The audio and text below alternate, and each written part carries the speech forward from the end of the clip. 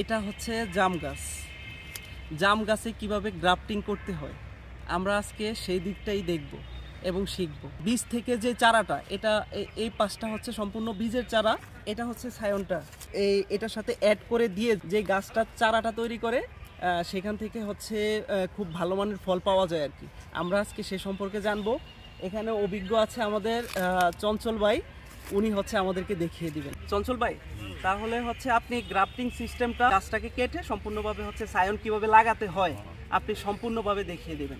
এটা আমরা এই যে বড় গাছ মাতৃ গাছেতে সায়ন সংগ্রহ করছি। আচ্ছা, করার পরে আমরা এখন বীজের চারা, এটার বয়স 4 মাস।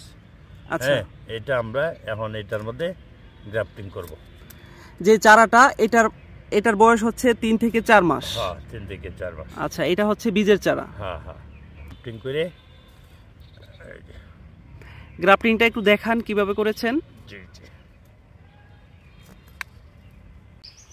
এটা করতে সাইড বেনিয়া এক সাইড।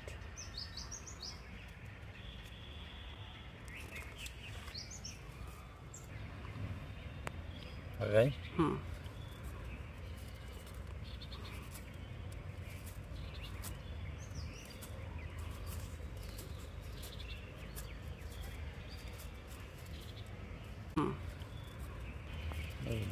চঞ্চল ভাই কিন্তু অলরেডি গ্রাফটিং এর কাজ শেষ করে ফেলেছে, কমপ্লিট। এখান থেকেই মূলত হচ্ছে পরবর্তীতে যে চারাটা হবে এটা থেকে ফল অনেক বেশি হবে।